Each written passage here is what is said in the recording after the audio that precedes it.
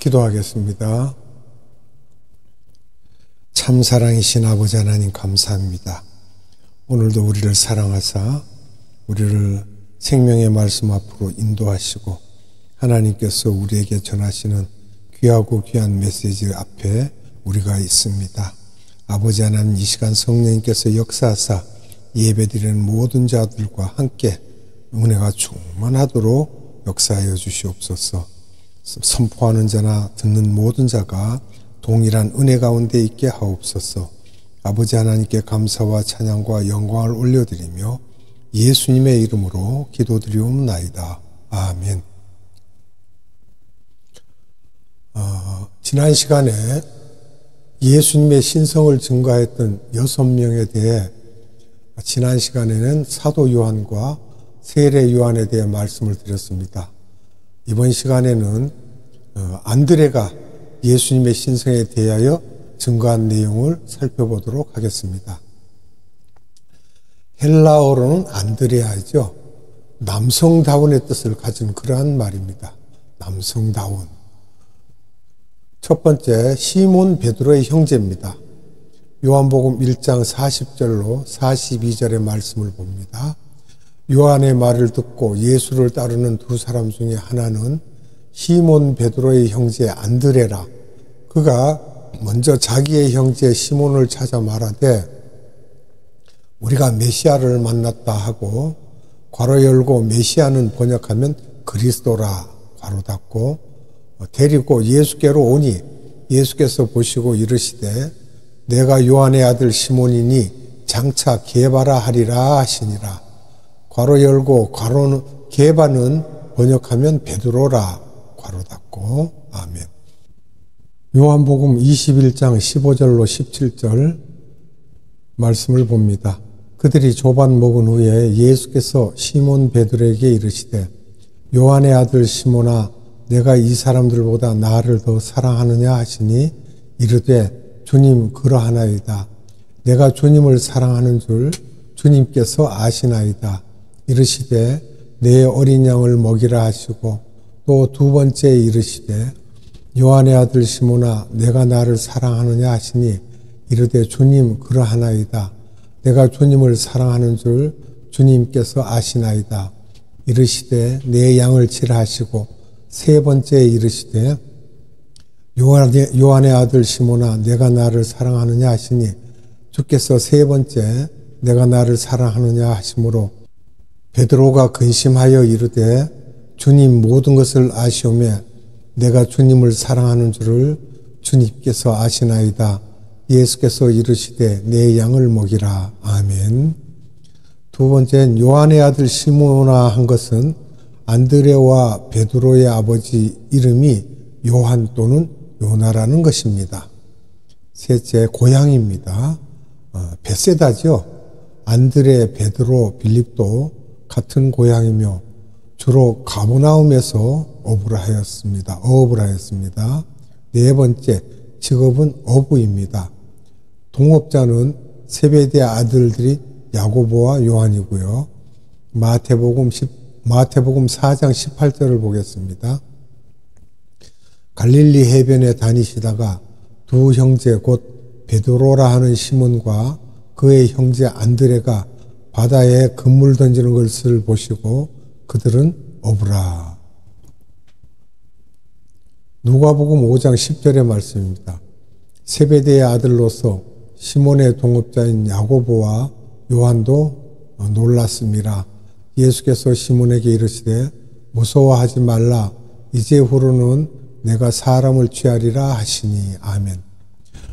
여기서 동업자는 세베대의 아들들인 야고보와 요한입니다. 이분들이 고기잡이를 하면서 주님이 은혜를 베푸신 것이 요단강 남쪽 지역에서 세례 요한이 요단강을 중심으로 세례를 주기도 하고 설교도 할 때 이런 소식을 듣고 북쪽 갈릴리에서 내려와 특히 안드레 같은 사람은 세례 요한의 제자가 되어 그를 따라다녔던 것입니다. 요한복음 1장 35절로 40절입니다.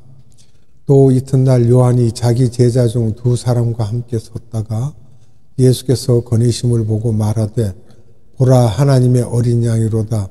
두 제자가 그의 말을 듣고 예수를 따르거늘 예수께서 돌이켜 그 따르는 것을 보시고 물어 이르시되 무엇을 구하느냐 이르되 랍비여 어디 계시오니까 하니 괄호 열고 랍비는 번역하면 선생이라 괄호 닫고 예수께서 이르시되 와서 보라. 그러므로 그들이 가서 계신 데를 보고 그날 함께 거하니 때가 10시쯤 되었더라. 요한의 말을 듣고 예수를 따르는 두 사람 중에 하나는 시몬 베드로의 형제 안드레라. 아멘. 요한복음 1장 28절에서 보면 안드레가 세례 요한을 따라다니면서 그의 제자가 되었고 세례 요한이 전했던 메시지는 물로 세례를 베풀면서 회개하라 회개하라 메시아가 곧 오신다고 외치는 것이었기 때문에 안드레 또한 물 세례를 받고 메시아가 오시기를 기다리고 있었는데 예루살렘에서 세례 요한이 예수님이 지나가시는 것을 보고 저분이 이 세상 죄를 지고 가는 하나님의 어린 양이라고 말하는 것을 예수님의 두 제자가 보았다고 사도 요한이 기록하였는데 그 중에 한 명이 안드레이며 또 다른 제자는 사도 요한인데 본인이 요한복음을 기록하면서 자기가 보았다고 하지 않고 겸손하게 안드레가 보았다고 하면서 간접적으로 하면서 안드레에 대한 이야기를 기록하였던 것입니다. 이렇게 안드레는 세례 요한이 하나님의 어린 양인 예수님에 대해서 하는 말을 듣고 그 길로 세례 요한과 헤어져 예수님의 제자가 되었던 것입니다. 요한복음 1장 35절로 37절의 말씀을 봅니다. 또 이튿날 요한이 자기 제자 중 두 사람과 함께 섰다가 예수께서 보내심을 보고 말하되 보라 하나님의 어린 양이로다. 두 제자가 그의 말을 듣고 예수를 따르거늘. 아멘. 그런 후에 예수님께서는 그냥 예수님이 아니고 구약에서 나오는 상황화된 하나님의 어린 양이시고 저분이 메시아라는 것을 깨닫고 이분이 확신을 갖고 이것은 나 혼자만 알면 안 되고 형인 베드로에게 가서 예수님을 소개하여 베드로도 깨닫기는 하였지만 아직까지는 공식적인 예수님의 제자가 되지 않았고 풀타임 제자는 되지 않았고 나중에 마태복음 4장 18절에서 22절에 예수님께서 너는 사람을 낚는 어부라고 하면서 나를 따라오고 했을 때 그대로 순종하여 결국 풀타임 예수님의 제자가 되었고 또 예수님의 12제자 중에 순서가 항상 베드로, 야고보, 요한, 안드레 순으로 안드레는 네 번째이며 예수님께서는 앞에 세 분과 늘 함께 하셨고 신복이었던 성경에는 안드레에 대한 이야기가 많지 않은데 그러나 안드레가 훌륭한 것은 남을 세워주고 자기는 빠지는 그런 사람이었기 때문입니다. 안드레가 예수를 증거했던 내용을 또 살펴보겠습니다. 두 가지인데요. 첫째는 예수님은 랍비라는 거예요. 선생님이시다라고 했고 두 번째는 예수님은 메시아이며 그리스도시다고 요한복음 1장 41절에 기록하였습니다. 사복음서 중 두 군데에서만 안드레에 대한 이야기가 나옵니다. 첫째, 오병이어 사건을 봅니다.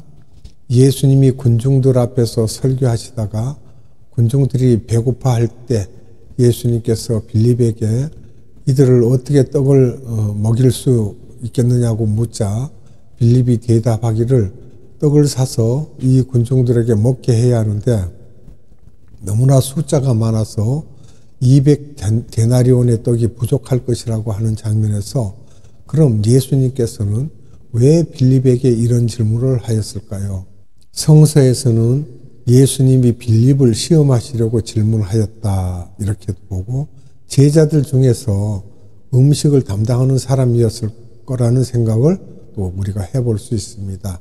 이때 안드레가 등장하는데 항상 보면 빌립과 안드레가 같이 등장하고 있습니다. 요한복음 6장 4절로 9절을 봅니다. 마침 유대인의 명절인 유월절이 가까운지라 예수께서 눈을 들어 큰 무리가 자기에게로 오는 것을 보시고 빌립에게 이르시되 우리가 어디서 떡을 사서 이 사람들을 먹이겠느냐 하시니 이렇게 말씀하심은 친히 어떻게 하실지를 아시고 빌립을 시험하고자 하심이라.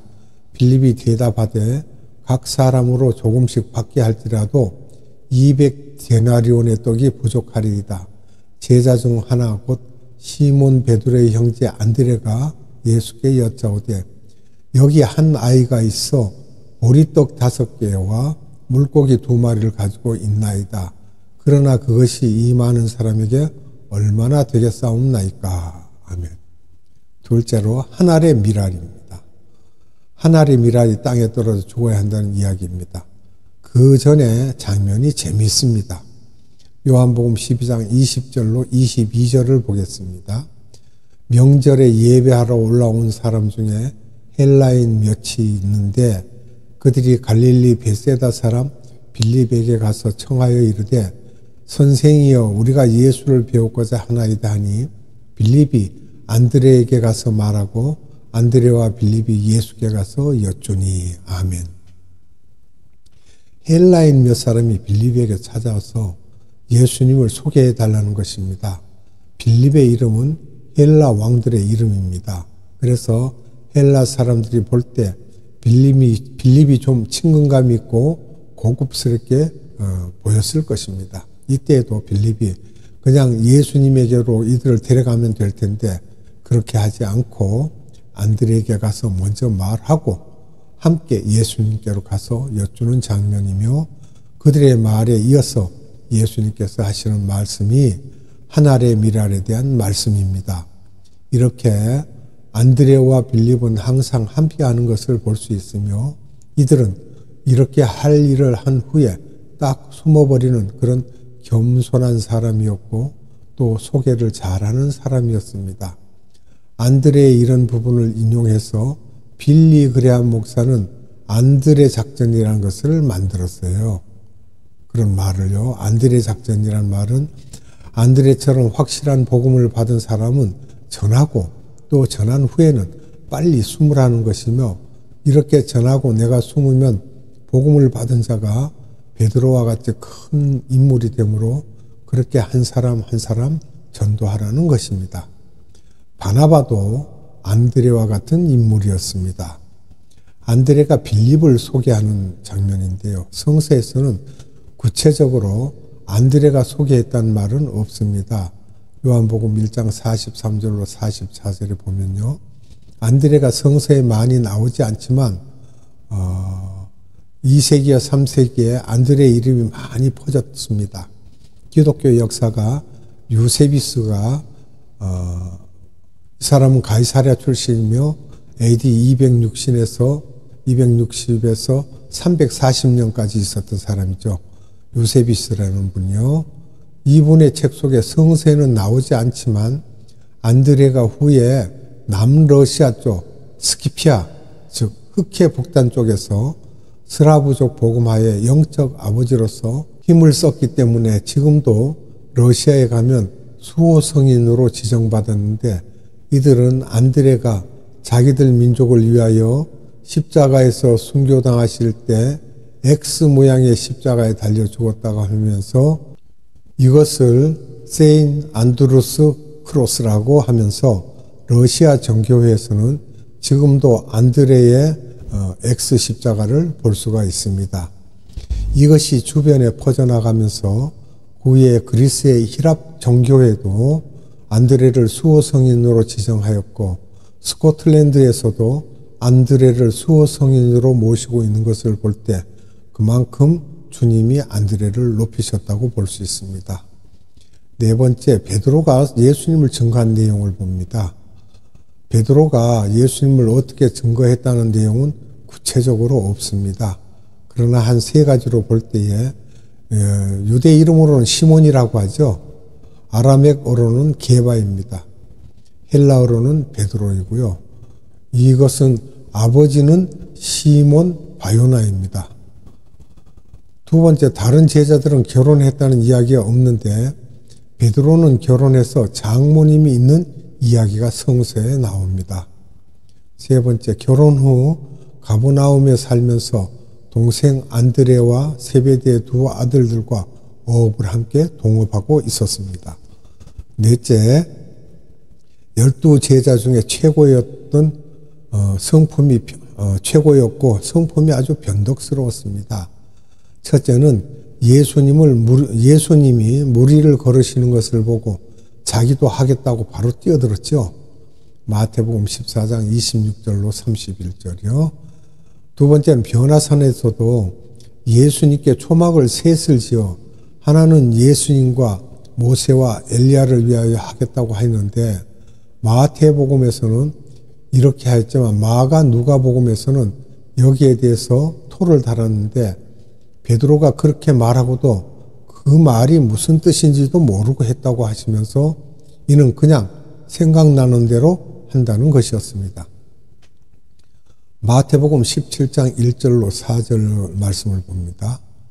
엿새 후에 예수께서 베드로와 야고보와 그 형제 요한을 데리시고 따로 높은 산에 올라가셨더니 그들 앞에서 변형되사 그 얼굴이 해같이 빛나며 옷이 빛과 같이 휘어졌더라. 그때에 모세와 엘리야가 예수와 더불어 말하는 것이 그들에게 보이거늘 베드로가 예수께 여쭈어 이르되 주여 우리가 여기 있는 것이 좋사오니 만일 주께서 원하시면 내가 여기서 초막 셋을 짓되 하나는 주님을 위하여 하나는 모세를 위하여 하나는 엘리야를 위하여 하리이다. 아멘. 자기네들 구할 처소는 없죠. 누가복음 9장 33절을 봅니다. 두 사람이 떠날 때 베드로가 예수께 여짜오되 주여 우리가 여기 있는 것이 좋사오니 우리가 초막 셋을 짓되 하나는 주를 위하여 하나는 모세를 위하여 하나는 엘리야를 위하여 하사이다 하되 자기가 하는 말을 자기도 알지 못하였더라. 아멘. 세 번째 보면 예수님께서 제자들의 발을 씻어 주실 때 다른 사람들은 가만히 있었는데 베드로는 주님께 왜 내 발을 씻기시려고 하느냐고 하면서 예수님께 못 하시게 하였다가 내가 너의 발을 씻기지 않으면 나와 내가 상관이 없다고 하자 베드로는 그러면 나의 손과 머리도 씻어달라고 하는 사람이었습니다. 요한복음 13장 4절로 11절이고요. 네 번째 성만찬 때 이야기인데요. 마태복음 13장 21절에서 25절이죠. 너희 중 하나가 나를 팔 것이라고 하자 그것을 요한에게 그가 누구인지를 여쭈라고 하는 사람이었습니다. 다섯 번째, 너가 나를 3번 부인할 것이다 라고 하셨어요. 내가 죽을지언정 절대 그리하지 않겠다고 하였죠. 마태복음 26장 31절에서 35절인데요. 그러나 그는 처음에는 그냥 예수님을 부인하고 두 번째는 맹세하면서 부인하고 세 번째는 저주하면서 부인하였던 사람입니다. 마태복음 26장 69절에서 75절입니다. 여섯 번째, 겟세마네 동산에 예수님과 함께 기도하러 올라가서도 기도하지 않았습니다. 마태복음 26장 36절에 40절입니다. 일곱 번째, 겟세마네 동산에서 예수님이 끌려갈 때 제사장의 종 말고의 귀를 칼로 자르는 사람이었습니다. 마태복음 26장 47절에서 57절입니다. 여덟 번째, 예수님의 무덤에서 없어졌다는 소식을 마리아에게 듣고 달려가서 무덤 속까지 들어가서 확인을 합니다. 아홉 번째, 나중에 예수님과 헤어져서 생선 사업을 다시 하였던 사람입니다. 즉 다시 배를 타기로 그물을 가지고 배를 탄 사람이죠. 그러면 우리가 큰 이제 제목으로 가서 다섯 번째, 이런 베드로를 오순절 다락방에서 성령 세례를 주심으로 유명하고 파워풀한 설교자, 병 고치는 자, 기적을 일으키는 자가 되게 하셨습니다. 여섯 번째, 베드로는 바울에 대한 쓴뿌리가 있었습니다. 바울이 과거에 자기들을 괴롭혔다는 것에 대해서 잘 용서하지 못했습니다.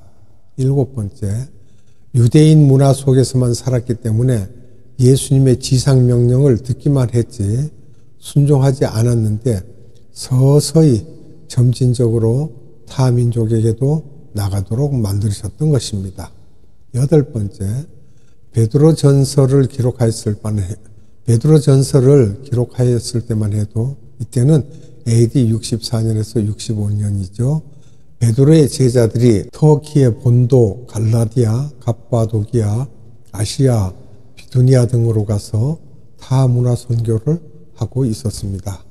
9번째는 성서에서 나중에는 로마에 있었다고 하는데 베드로전서에 보면 베드로전서 5장 13절에서 이 글을 바벨론에서 기록하고 있다고 하는데 이 바벨론을 성서 신학자들이 로마로 보고 있다는 것입니다.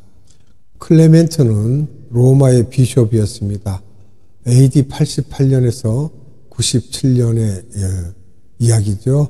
고린도 교회에 편지를 쓴 것이 있는데 여기서 베드로가 로마에서 십자가에 달려 죽었다고 하는 이야기가 나옵니다. 그 후에 베드로 행전이 3세기에 쓰여진 글이 있는데 베드로가 로마를 떠나서 죽기 전에 어디론가 가려고 할 때 예수님을 딱 만났는데 예수님이 어디로 가고 있는 것을 보고 도미네, 그러니까 주님, 코바디스 어디로 가십니까? 이렇게 말했다는 거죠. 10번째, 베드로가 순교당한 것은 분명한 사실인데 이것은 예수님이 요한복음 21장 18절에 예언하셨고 베드로는 AD 65년에 로마에서 순교당하였고 요한복음은 AD 68년에서 70년 사이에 기록되었습니다. 11번째, 이런 베드로의 죽음을 로마 카톨릭에서 높이면서 지금은 바티칸의 베드로 성전의 가운데 중심에 있다고 하여 로마 카톨릭에서 그 자리에 바티칸 성전을 지었다고 하는 설도 있고 또 어떤 학자들은 베드로는 로마에서 순교당하지 않고 감람산에서 순교당했다고 하면서 그 감람산에 베드로의 무덤이 있다고 하기도 합니다. 오늘은 여기까지 말씀을 드리고요. 다음에 이어서 말씀을 드리도록 하겠습니다. 기도하겠습니다. 거룩하신 아버지 하나님 감사합니다. 오늘도 이 시간 우리에게 생명의 말씀을 허락하사 여러 가지 예수님을 증거하는 말씀들을 우리에게 상기시켰습니다. 이렇게 좋은 말씀을 우리에게 주신 하나님께 감사드립니다.